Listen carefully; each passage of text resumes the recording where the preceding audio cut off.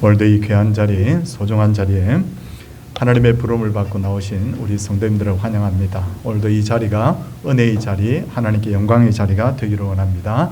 잠시 우리 옆에 분들과 인사하고 예배드리겠습니다. 잘 지내셨습니까? 반갑습니다.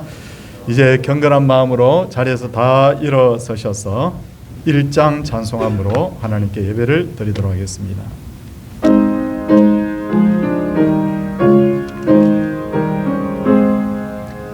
먼 복에 건너나니 온 백성 찬송 드리고 저 천사여 찬송하세 찬송 성부 성자 성령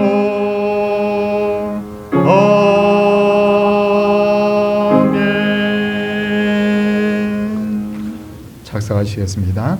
성시 교독은 십계명입니다. 제1은 너는 나 외에는 다른 신들을 내게 두지 말라.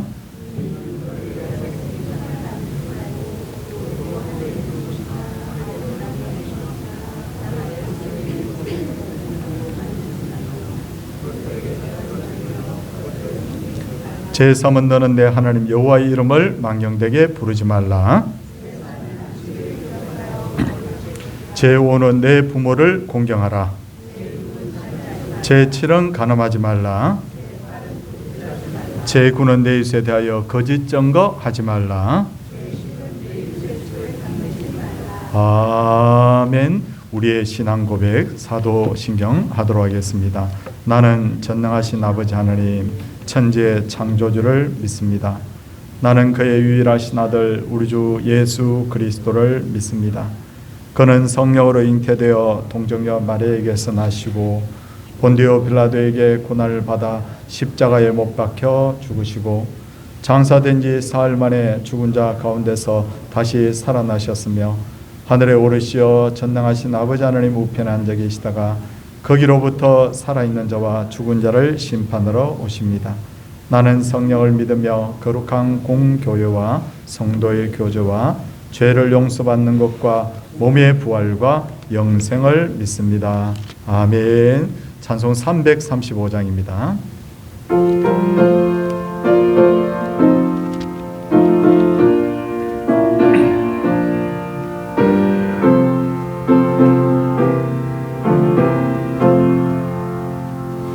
크고 놀라운 평화가 내게 있네. 이 세상에는 없는 평화 나의 영혼과 몸 주께 드립니다. 오 놀라운 나의 구주 오 놀라운 주 오 놀라운 주 저 천군과 천사들 경배하네. 나 엎드려서 주 경배하리. 오 놀라운 구주 예수 나의 일생을 인도해 주옵소서. 나의 생각도 주관하사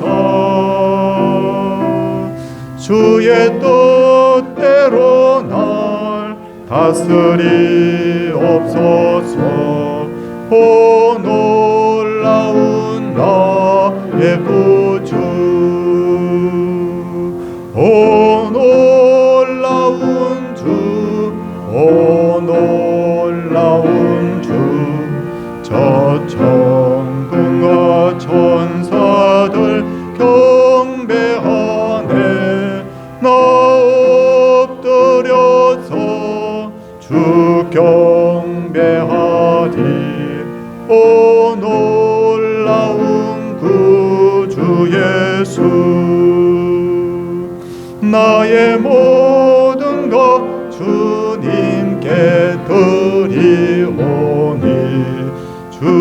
기쁘게 얻으소서. 주의 나라 위에 성별하옵소서. 오 놀라운 나의 구주, 오 놀라운 주, 오 놀라운 주. 저 천군과 천사들 경배하네. 나 엎드려서 주 경배하리. 오 놀라운 나 주 예수,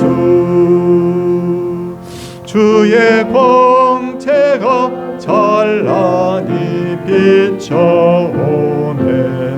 전능하시라 구세주여, 세상 끝날까지 찬양 드립니다. 오 놀라운 나의 구주, 오 놀라운 주, 오 놀라운 주. 저 천군과 천사들 경배하네. 나 엎드려서 주 경배하리. 오 놀라운 구주 예수. 정훈 집사님 기도 인도하시겠습니다.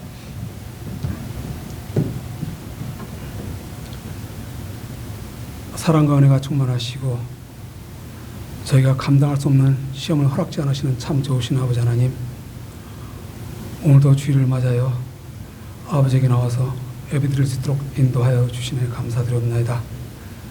찬양과 경배를 들으니 기쁘게 받아 주시옵소서. 아버지 하나님, 먼저 저희들 지난 날을 되돌아봅니다. 입술로는 하나님의 영광을 위해서 산다고 하면서, 입술로는 예수님의 삶을 따라 산다면서도 실제에서는 저희들의 이익과 안전이 우선이었음을 이 시간 자복하고 회개합나이다. 이런 어쩔 수 없는 저희들을 꾸짖지 마시고 불쌍히 여겨 주시옵소서. 아버지 하나님, 그리고 그 무엇보다도 이 나라와 이 민족을 위하여 먼저 기도드립니다. 수천 년 동안 우상 숭배에 빠져서 멸망할 수밖에 없었던 이 민족에게 복음을 주셔서 구원해 주시네 감사드립니다. 지금처럼 평화를 주시고 부강하게 하여 주시네 감사드립니다. 그러나 지금 저희들 정치적으로나 경제적으로 너무나 어렵고 혼탁하고 있습니다. 사회적으로는 너무나 어렵습니다. 아버지 하나님이여, 이 나라가 변하기 원합니다. 이 나라가 바르게 되길 원합니다. 여기에 우리 한국교회와 서울동산교회와 우리 믿음의 사람들이 먼저 변하기 원합니다. 바르게 되기 원합니다. 그러면서 이 나라를 변화시킬 수 있는 능력을 가질 수 있도록 하게 하여 주시옵소서. 아버지 하나님, 이 부족한 저희들을 아버지 하나님의 자녀로 불러주셔서 감사합니다. 어디에 있든지 무엇을 하든지 어느 순간이든지 저희들 거룩하신 아버지 하나님의 자녀로 칭함받았음을 잊지 않도록 하게 하여 주시옵소서. 저희들이 정체성을 잃지 않도록 하게 하여 주옵소서. 저희들 어디서 무엇을 하든지 하나님의 자녀로서 걸맞는 행동을 할 수 있도록 은혜 내려 주시옵소서. 이 각자의 삶에 있어서 어디에서 무엇을 하든지 일이 잘 된다고 해서 평온하다 해서 교만해지고 나태해지지 않도록 하시고, 또 한편으로는 일이 안 된다고 해서 낙담하여서 아버지를 떠난 우리를 범하지 않도록 하게 하여 주시옵소서. 헛된 이 세상, 짧고도 짧은 이 인생에 저희들 집착치 않도록 하시고, 세상에서 주는 잘못된 즐거움이나 쾌락에 미혹되지 않도록 하시고, 아버지의 말씀을 지키고 삶으로써 여기에서 오는 기쁨이 즐거움이 참 즐거움이며 참 기쁨이며 참 행복임을 잊지 않도록 하게 하여 주시옵소서. 또한 우리 교회 아픈 성도님들 많습니다. 연로하신 성도님들 많습니다. 치료하시고 깨끗게 하여 주시옵소서. 이 주님의 몸된 교회를 잘 끌어갈 수 있도록 하게 해 주시기 바라며 이 예배가 끊이지 않도록 하게 하여 주옵소서. 이 예배를 통해서 저희들 아버지께 더욱 가까이 가게 하시고 아버지를 더욱 알도록 하게 해주시고 그러면서 아버지께서 기쁘게 받으시는 예배가 되기를 원합니다. 또한 저희들뿐만 아니라 이 땅에 많은 교회에서 드리는 예배를 받아주시기 바라며 또한 예배 드리고 있는 많은 미자립 교회의 눈물을 닦아주시기 바라며 저 북녘 땅에 있는 아직도 핍박받고 있는 우리 북한 성도님들 예배가 끊이지 않도록 지켜주시기 바라며 또한 말씀을 들고 저 오지의 이방 나라에 있는 선교사님들 동행하여 주시고 많은 열매를 맺어서 힘을 받을 수 있도록 은혜 내려 주시옵소서. 또한 저희들 여기서 수고하고 있는 저 젊은 청년들의 모습을 기억하여 주시기 바라며 또한 오늘 말씀 또 전해 주시는 우리 목사님을 비롯한 교육자님들 그리고 선생님들 지치지 않도록 지켜주시고 또 그 말씀 받는 저희들 은혜 받을 수 있도록 하게 해주시기 바라며 그리고 그 무엇보다도 이 예배 아버지 홀로 영광 받기 원하며 이 모든 것을 예수님 이름으로 기도드렸사옵나이다. 아멘.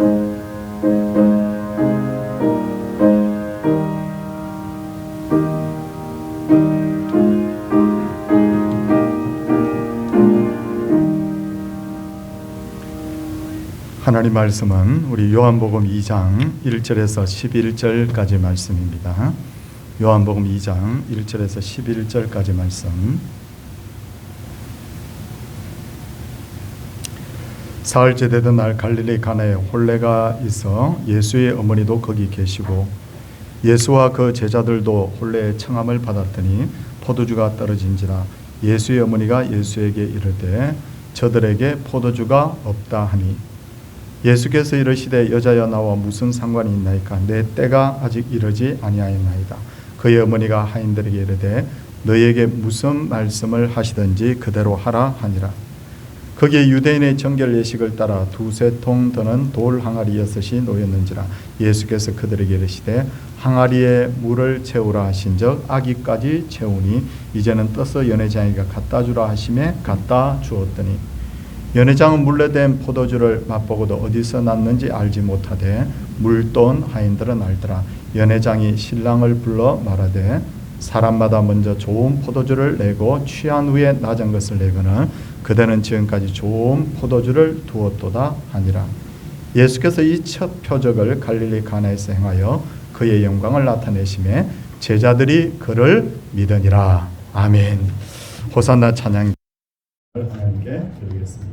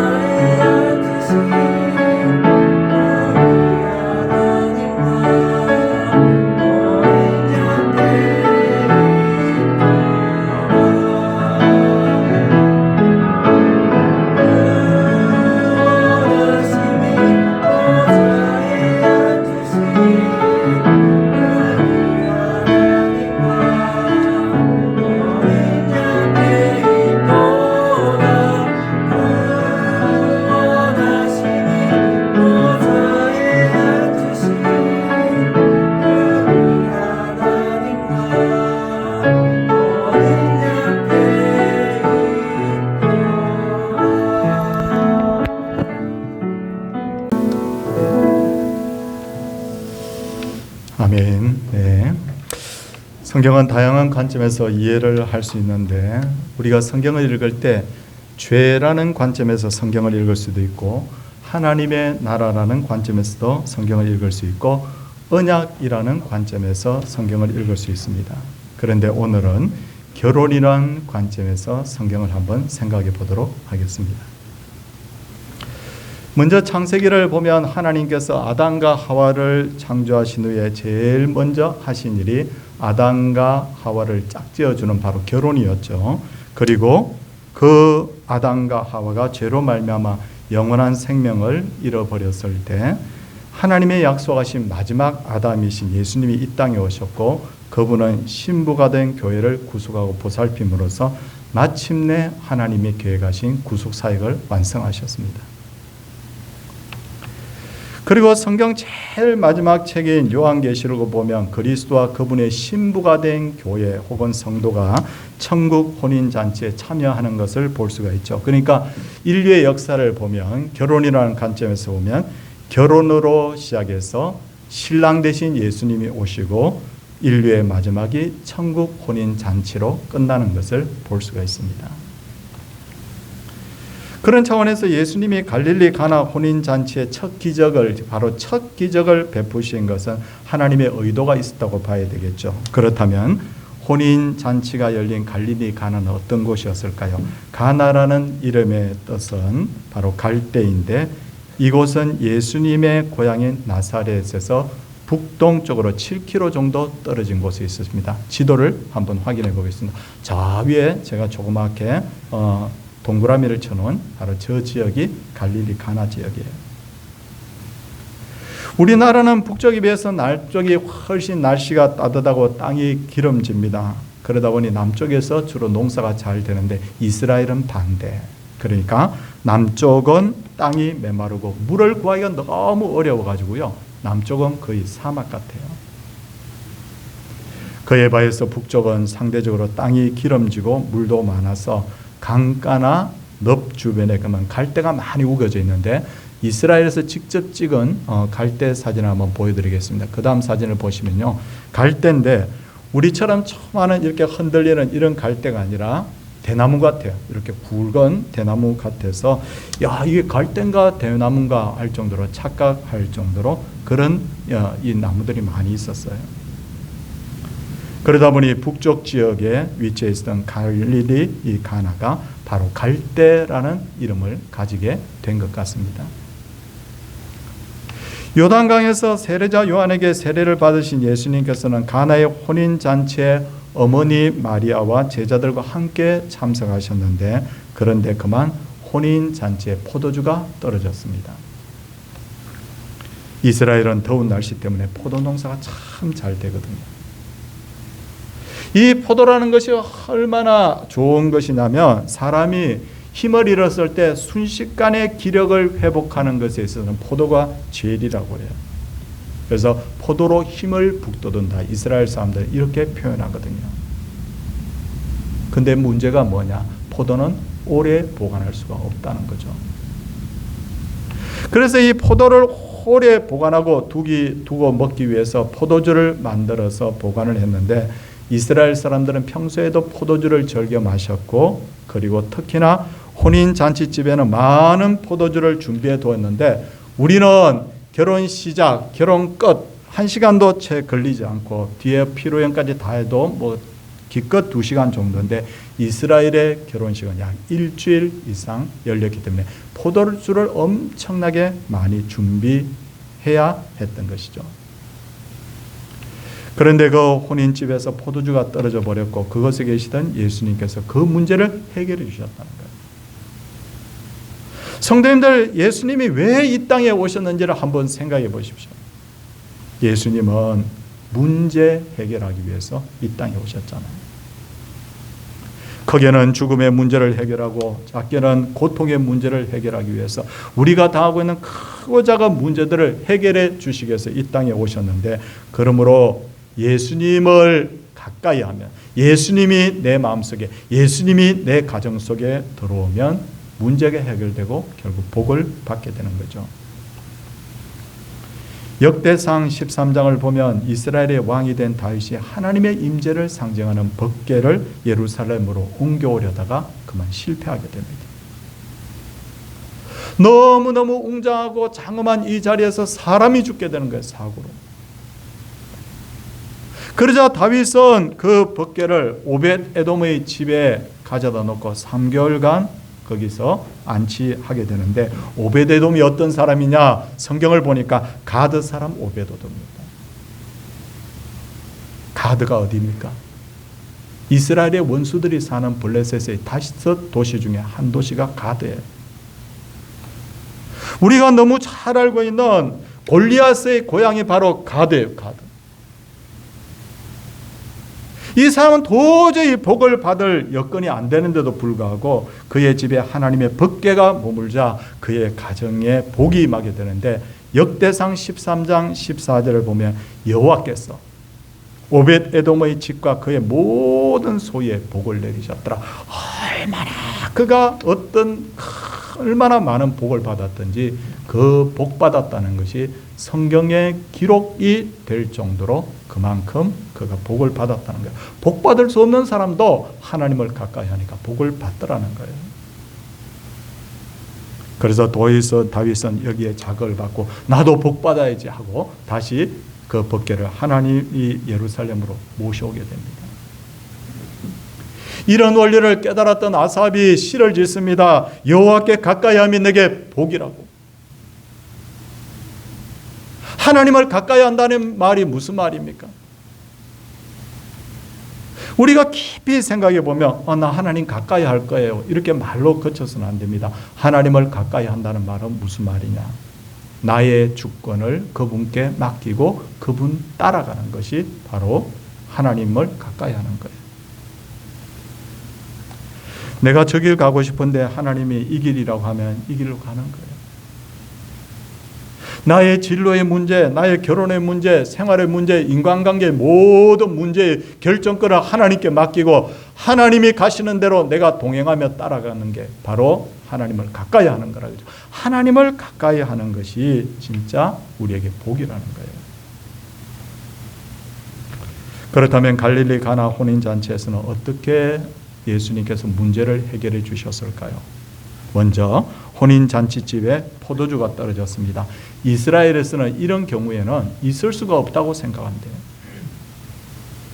혼주가 우리를 박대한다, 홀대한다라고 생각하는 경우도 있었다고 합니다. 결혼식장에 온 그 많은 하객들은 신랑 신부를 축복하기 위해서 왔는데 이런 마음을 먹고 나면 신랑 신부를 어떻게 축복할 수 있겠습니까? 결혼이 자칫하면 파행으로 갈 가능성도 있어 보이잖아요. 이럴 때 예수님의 어머니 마리아가 예수님께 저들에게 포도주가 없다 말합니다. 마리아는 예수님이야말로 모든 문제를 해결할 수 있는 분이라는 것을 알고 있었던 거죠. 그런데 천주교에서는 이런 부분들을 어떻게 해석하느냐? 사람들이 마리아에게 문제를 이야기했고 마리아가 예수님에게 말했다. 그러므로 우리도 마리아에게 기도하면 된다. 그래서 이 성호를 그으면서 마리아여 들어소서, 마리아여 우리 기도를 들어소서라고 마리아 그 모양 만든 동상 앞에서 기도하는데 사실은 이게 성경적으로 맞지 않아요. 말이 안 돼요.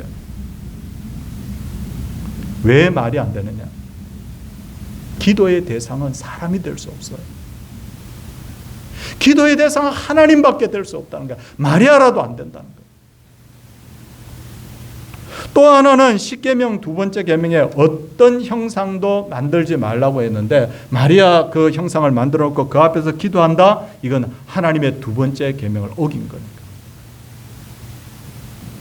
그렇다면 이제 조금 바꿔서 마리아의 말을 들은 예수님 반응이 어땠을까요?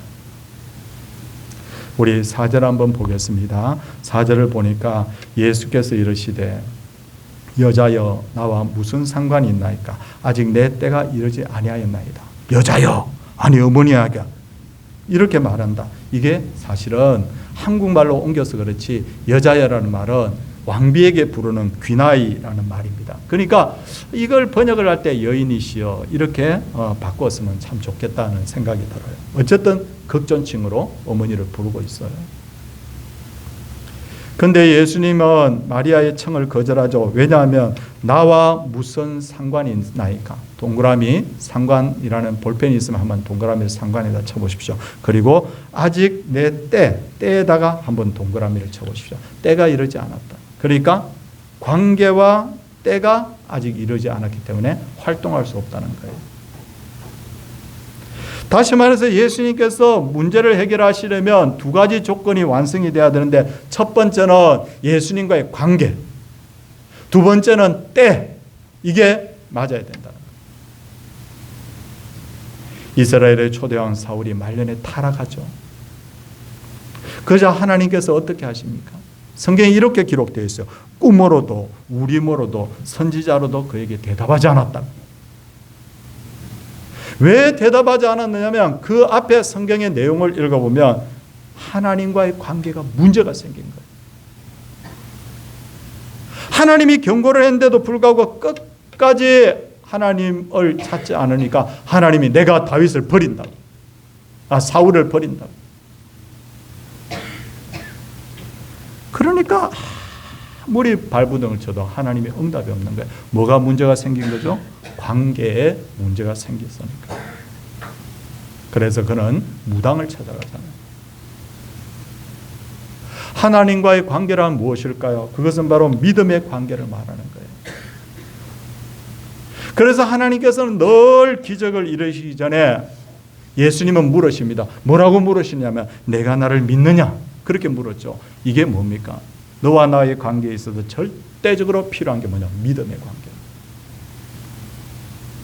여기서 또 때라는 것이 나옵니다. 때는 뭡니까? 하나님이 일하실 때를 말하기도 하지만 사람들이 믿음이 준비가 된 때를 말하기도 하죠. 이 관계와 이 때가 준비되어야 예수님이 일을 하신다는 거죠. 그것을 알고 있었던 마리아, 뭐라고 말합니까? 하인들에게 너희에게 무슨 말씀을 하시든지 그대로 하라. 5절에 그렇게 되어 있잖아요. 너희에게 무슨 말씀을 하시든지 그대로 하라. 이 말은 무슨 말입니까? 예수님을 믿고 그 말에 순종하라는 거죠. 이제 6절을 보겠습니다. 거기에 유대인의 정결 예식을 따라 두세 통 드는 돌 항아리 6이 놓였는지라고 되어 있습니다. 유대인들은 식사를 하기 전 또 외출을 했다가 집으로 돌아오면 반드시 돌 항아리에 담긴 물로 손과 발을 씻었는데 이게 뭐냐? 유대인의 율법에 정해진 바로 정결 예식이라는 거예요. 그래서 대부분의 집은 문에 들어서면 바로 한 귀퉁이에 이 돌 항아리가 놓여 있었어요. 저도 예전에 갈릴리 가나에 간 적이 있는데 이 갈릴리 가나 사진을 한번 보여주십시오. 갈릴리 가나 이 교회당 사진인데요. 바로 여기서 예수님께서 물로 포도주를 만들었는데 이렇게 큰 어떤 교회당의 모습은 아니고 이게 2000년 전에 일어난 일이니까 이걸 기념하기 위해서 여기다가 교회를 세워둔 거예요. 근데 이 교회당에 제가 늦게 가서 들어가지는 못하고 밖에서 그냥 사진만 찍고 왔는데요. 근데 이 교회당 바로 앞에 뭐가 주로 많이 놓여 있느냐면 그 다음 사진을 보여주시면 이게 돌 항아리예요. 돌 항아리가 저기 위에 있죠. 이런 항아리들이 이제 그 교회당 앞에 쭉 이렇게 많이 놓여 있어요. 이런 항아리예요. 근데 이 성경을 한번 보십시오. 성경을 유심히 꿰뚫어 보시면요. 이 집은 혼인잔치 한 집은 부자였다. 이런 것을 알 수 있어요. 뭘 보면 알 수 있느냐면 돌 항아리가 6개가 놓였다. 또 하나는 왜 부자였다고 추측할 수 있느냐면 하인들이 있었다라는 거죠. 돌 항아리도 있고 하인도 있었다. 돌 항아리 6개와 하인들. 그런데 7절을 보십시오. 예수님은 하인들에게 항아리에 물을 채우라고 하십니다. 근데 어디까지 채우라는 말을 안 해요. 근데 하인들이 어디까지 채웁니까? 7절 말씀을 보시면요. 그들은 제일 마지막에 아귀까지 채우니라고 했습니다. 그러자 예수님께서는 이제 떠서 연회장에게 갖다 주라고 하십니다. 하인들이 그 말도 그대로 순종합니다. 죽은 믿음과 참 믿음의 차이가 뭐냐면 죽은 믿음은 믿습니까? 그러면 믿습니다. 그러죠. 그걸로 끝이에요. 근데 참 믿음이라는 것은 항상 그 뒤에 뭐가 따르느냐면 행동이 따른다는 거예요. 순종이 따른다는 거예요. 열왕기상 13장을 보면 엘리사가 병이 들어 죽게 되었죠. 그러자 이스라엘 왕 요아스가 그에게 병문안을 오는데 엘리사가 죽으면 걱정이 있어요. 아람 군대가 쳐들어올 것이 염려가 되는 거예요. 요아스 왕이 우거지상을 하고는 이스라엘의 병거와 마병이 하면서 막 이렇게 우거지상을 하고 있으니까 엘리사가 답을 탁 던져줍니다. 왕에게 뭐라고 합니까? 창문을 열으십시오. 그리고 화살을 쏘라는 거예요. 그러면서 뭐라고 답을 주느냐면 이는 여호와를 위한 구원의 화살, 곧 아람에 대한 구원의 화살입니다. 이게 바로 하나님의 구원의 화살입니다. 라고 가르쳐줘요. 답은. 그리고 나서는 이 엘리사가 마지막 이제 온 힘을 다해서 요아스 왕에게 뭐라고 말하냐면 화살을 잡고 땅을 치라는 거예요. 이게 무슨 화살이라고 그랬죠? 좀 전에 구원의 화살이라고. 근데 요아스가 어떤 행동을 하느냐면 이제 이에 3번 치고 그친지라. 이 성경 구절을 가만히 보면 뭔가 아쉬움이 남아있죠. 이에 3번 치고 그친지라. 뭔가 아쉽다는 거잖아요. 엘리사가 크게 화를 내면서 왕에게 이렇게 말하죠. 왕이 6번 쳤으면 아람을 진멸하였을 것입니다.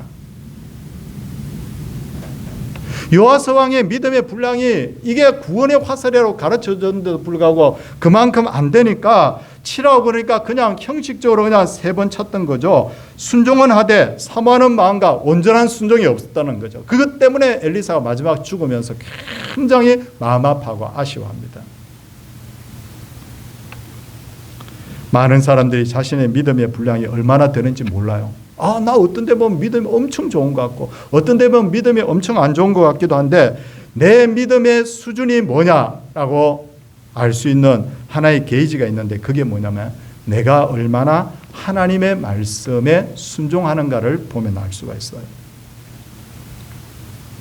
생각해 보십시오. 저는 이런 엉뚱한 상상을 한번 해봤습니다. 좀 전에 우리 항아리 한번 보여주십시오. 이 항아리가 제법 큰 항아리거든요. 근데 이 항아리에 하인들이 야 니네들 가서 항아리들에 물을 채우라. 귀찮아. 이 시골 이 젊은이가 도대체 할 줄 아는 게 뭐란 말이야. 하인이 돼서 안 할 수는 없고 그냥 3분의 1만 채우자. 그러면 나중에 이 물이 포도주로 변하게 되는데 3분의 1만 되는 포도주를 얻었을 거예요. 그냥 형식적으로 한 바가지만 채우자고 했으면 한 바가지만 얻었겠죠. 이게 뭘 의미하느냐면 하나님이 복을 주시되 믿음과 순종의 분량만큼 복을 주신다는 거예요. 이제 돌 항아리에 담긴 물에 대해서 한번 생각해 보겠습니다. 성도님들 우리 다 같이 우리 6절 말씀 보겠습니다. 6절 말씀에 보니까 거기에 유대인의 정결 예식을 따라 두세 통들은 돌 항아리 6이 놓였는지라 라고 했죠. 이거 뭐 하는 물이라고 했죠? 이제 설명을 다 들었으니까 이제 외출해서 돌아오거나 식사하기 전에 뭐 하는 물이라고요? 손과 발을 씻는 물이다. 이건 무슨 물이라고 그러죠? 우리가 보통 허들의 물이라고 그러잖아요. 근데 그 물이 어떻게 되었느냐면 예수님의 그 말씀하심과 그 말씀에 순종하여 반응하니까 이게 극상품 포도주가 된 거예요. 한때 우리나라에 가짜 양주가 굉장히 유행을 했죠. 근데 술을 마시는 분들 이야기를 들어보면 술을 마시면 아주 미세한 차이까지 혀에서 느낄 수 있대요. 그래서 이 술은 왠지 개운하지가 않아. 이 술은 왠지 목 넘김이 부드럽지 않아. 아주 작은 차이까지 딱 감지가 되는데 술을 어느 정도 먹고 술에 취하게 되면 혀가 둔해져서 점점 술 맛을 제대로 느낄 수 없어요. 그때 뭘 타느냐면 양주에다가 물이나 혹은 소주 같은 다른 술을 값싼 술을 타죠. 그게 가짜 양주잖아요. 근데 이 예수님이 물로 만든 이 포도주를 받았을 때 사람들의 반응을 한번 보십시오. 자, 한번 보십시오. 어떤지 보겠습니다. 여기에 있는 지금까지 준비해둔 포도주 다 마셨죠, 지금까지. 이 사람들이 포도주를 다 마셨으니 어느 정도 술을 어느 정도 취한 사람도 있을 것이고 그런 상태입니다. 그런데 이 연회장이 신랑에게 뭐라고 말하는지 한번 보십시오. 10절을 한번 보시기 바랍니다. 10절을 보시니까 사람마다 먼저 좋은 포도주를 내고 취한 후에 낮은 것을 내거나 그대는 지금까지 좋은 포도주를 두었도다.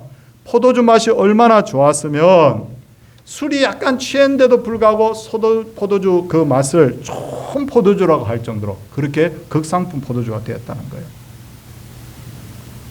가치 없는 손과 발을 씻는 물.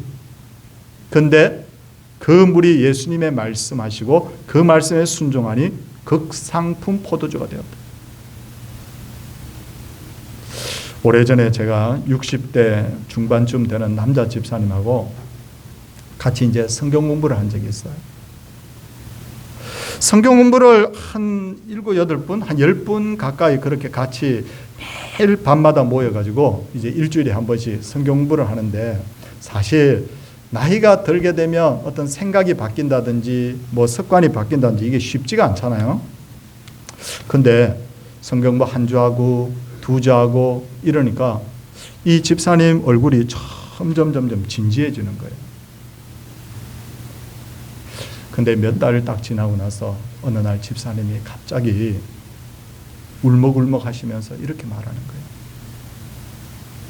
목사님, 제가 인생을 잘못 살았습니다.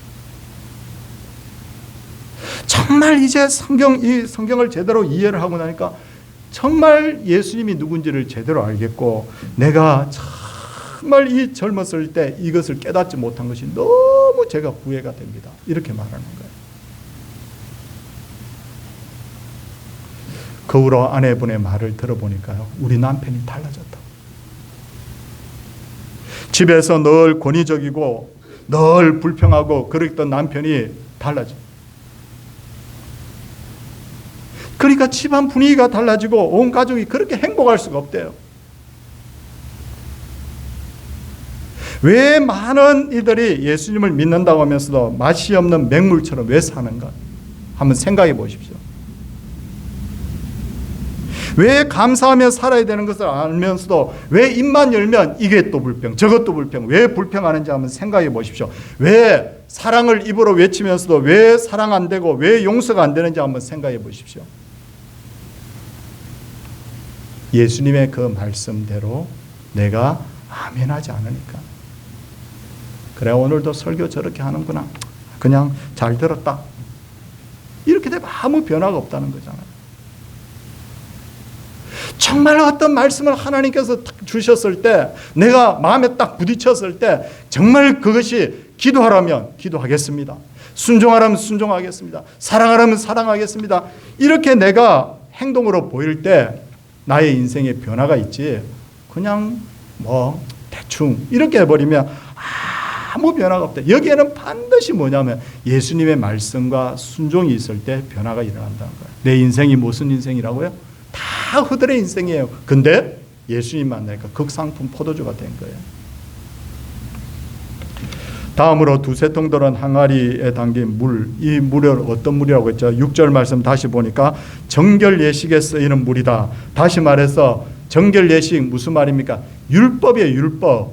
율법에 정해진 거죠. 그러니까 율법을 상징하는 거예요. 율법은 본래 좋은 거죠. 하나님의 백성답게 사는 것 가르쳐주죠. 나 자신의 부족을 드러내게 해주죠. 예수님이 필요하다는 것을 가르쳐주는 거예요. 그래서 율법을 뭐라고 하냐면 몽학선생이라고 하는 거예요. 근데 사람들이 율법의 정신이 무엇인지 생각하지 않고 무엇을 하라, 무엇을 하지 말라 이런 것에 매여서 살기 때문에 사람들이 율법에 그냥 매여서 사는 거예요. 어쩔 수 없이. 율법에 매여서 살면 뭐가 없느냐면 기쁨이 없어요. 율법에 금한 것을 하거나 하지 않으면 신앙이 좋은 것으로 이렇게 그냥 뭘 안 하면 신앙이 좋고 뭘 하면 신앙이 좋고 막 이렇게 그냥 바리새인처럼 돼버리는데 율법에 그냥 끌려다니면서 사는 거예요. 그런데 예수님께서는 율법을 상징하는 돌 항아리를 물로 변화시켜 주셨죠. 이것은 뭘 의미하느냐면 예수님이 지금부터 줄 것이 무엇인지를 가르쳐 주는 거예요. 예수님은 이 율법이 아니라 복음으로 이제 이 땅에 오셨다는 것을 선언하신 거예요. 가나안 이 혼인잔치의 기적을 11절 말씀 한번 보겠습니다. 11절 말씀해 보니까 이런 엄청난 일을 기적이라고 표현하지 않고 뭐라고 표현했냐면 표적이다. 이 첫 표적이다라고 합니다. 표적은 뭐냐? 실체를 드러내기 위한 어떤 흔적을 표적이라는 거예요. 실체가 뭐냐? 복음이에요. 복음을 가르쳐주기 위해서 이 물로 포도주를 만드신 거죠. 몇 가지만 한번 적용을 해보고 말씀을 정리하도록 하겠습니다. 율법에 매여 사는 사람 특징이 있어요. 내가 사랑받은 만큼 사랑해요. 다른 사람들이 나를 미워하면 나도 똑같이 미워하고. 율법의 기준이 뭐예요? 눈에는 눈, 이에는 이. 이게 율법에 매여 사는 사람 특징이에요. 근데 복음의 사람은 어떻게 되느냐면 하나님께로부터 1만 달란트 빚진 것을 탕감받은 그 은혜를 알기 때문에 다른 사람을 사랑하고 용서하죠. 자, 또 율법의 사람은 어떤 사람입니까? 율법의 사람은요, 자기에게 맡겨진 일, 그냥 봉사, 그냥 어쩔 수 없이 그만큼만 합니다. 자원하는 마음이 없다는 거잖아요. 그런데 이 복음의 사람은 어떤 사람이냐면 주님이 기뻐하시는 일을 하는 것 자체를 내가 기뻐하면서 하는 거예요. 세 번째, 율법의 사람은 어떤 사람입니까? 율법의 사람은 이럽니다. 주일에 돈 쓰지 않고 일하지 않고 이걸 경건으로 생각하는데, 복음의 사람은 어떤 사람이냐면 정말 가난하고 어려운 사람이 있으면요, 그 사람을 돌보아주고 내 이웃을 내가 물질이 있으면 작은 것이라도 내가 섬기는 거예요. 그러면서 뭐냐면 주님이 나를 위해서 섬겼던 것처럼 나도 섬긴다고. 여기에 뭐가 있는지, 뭐가 차이가 있을까요? 율법의 사람이 없는 것 중에 하나를 복음의 사람이 누릴 수 있는데, 그게 뭐냐면 기쁨이에요. 얼마나 이 복음의 사람이 얼마나 예수 믿고 깨닫고 나면 얼마나 기쁜지, 술에 취한 사람과 같다. 술 취한 사람과 같다. 아니, 내 주머니를 털어서 남을 주는데, 내가 나를 미워하는 사람도 내가 마음으로 품는데 그게 무슨 기쁨이 있을까? 복음의 사람. 그래서 그동안 인생의 살이가 그냥 맹물 같았는데, 이 복음을 제대로 깨닫고 나면 어떤 변화가 있냐면 정말 기쁨이 있게 되죠. 그래서 이렇게 성경은 우리에게 말씀하잖아요. 항상 기뻐하라. 왜요? 너는 복음의 사람이니까. 오늘 이 말씀 하나하나 짚어가면서 말씀을 드렸는데, 우리 모두의 인생이 갈릴리 가나에서 일어난 그 표적처럼 우리 인생에 이런 변화가 있기를 주님의 이름으로 소원을 드립니다. 함께 우리 찬송하겠습니다. 찬송 337장입니다.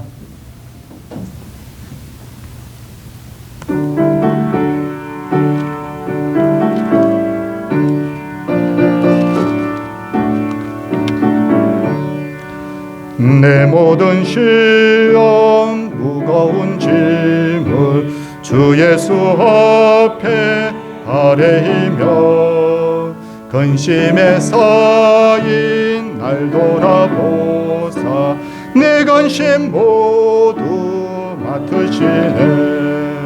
무거운 짐을 나 홀로 지고 견디다 못해 쓰러질 때, 불쌍히 여겨 구원해 주리 은혜의 주님 오직 예수. 내 모든 괴로움 닥치는 환난 주 예수 앞에 아뢰이며, 근심 날 구해 주사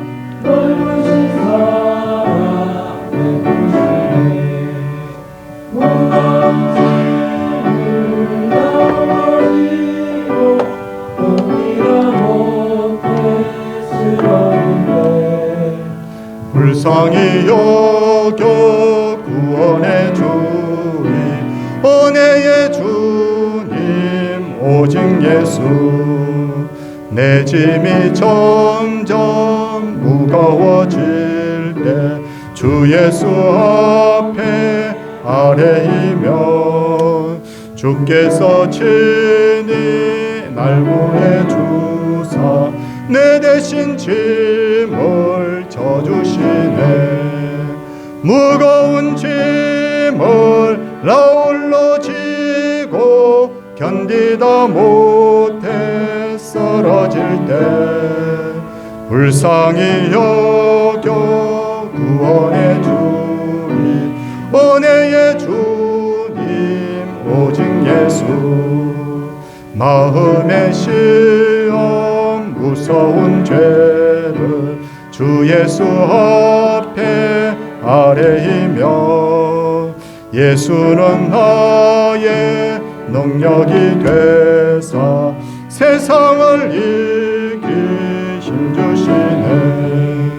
무거운 짐을 나 홀로 지고 견디다 못해 쓰러질 때 불쌍히 여겨 구원해 주리 은혜의 주님 오직 예수.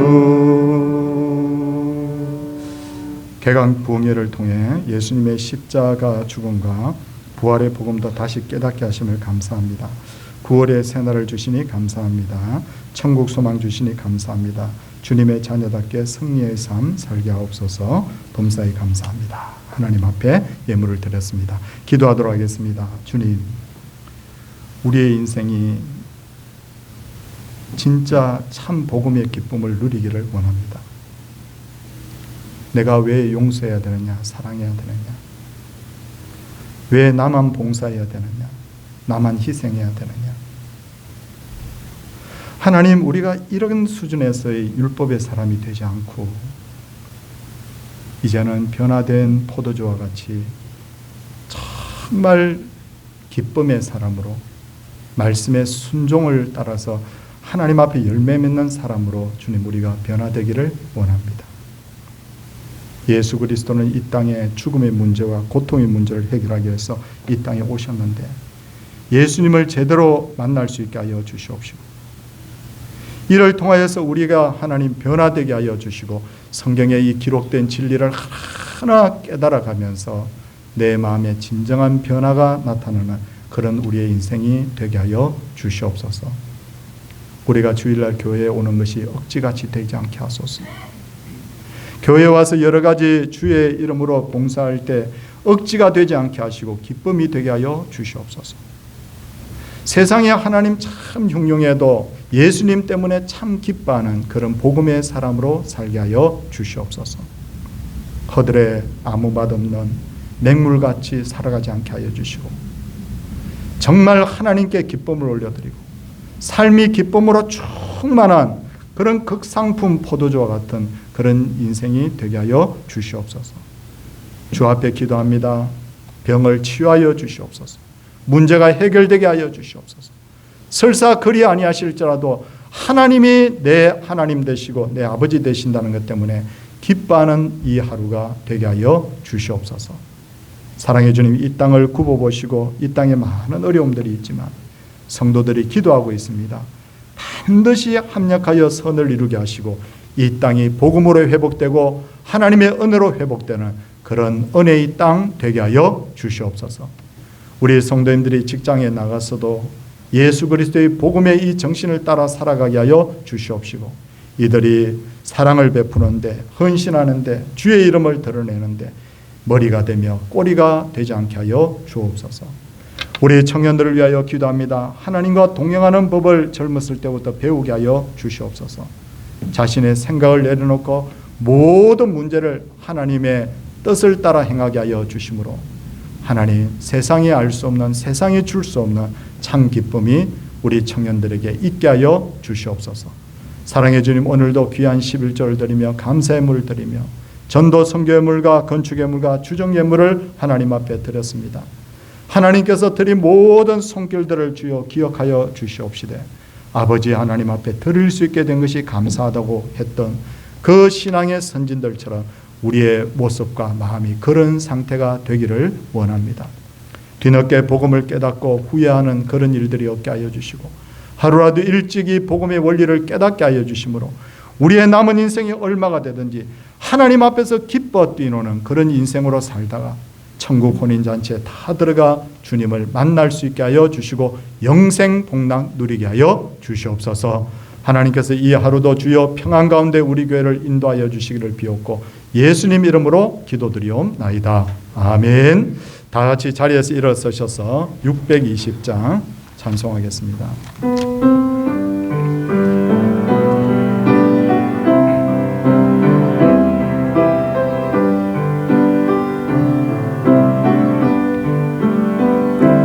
여기에 모인 우리 주의 온종 받은 자여라. 주께서 이 자리에 함께 계심을 아노라. 언제나 주님만을 찬양하며 따라가리니 시험을 당할 때도 함께 계심을 믿노라. 이 믿음 더욱 굳세라. 주가 지켜주신다. 어두운 밤에도 주의 밝은 빛 인도하여 주신다. 주 예수 그리스도의 은혜와 하나님의 놀라우신 사랑과 성령의 감화 교통하심의 역사가 온전한 순종과 온전한 믿음으로 하나님의 영광을 드러내며 살기를 원하는 하나님의 백성들과 그 자녀, 가정, 생업, 교회 위에 이제로부터 영원토록 함께 있을지어다. 아멘.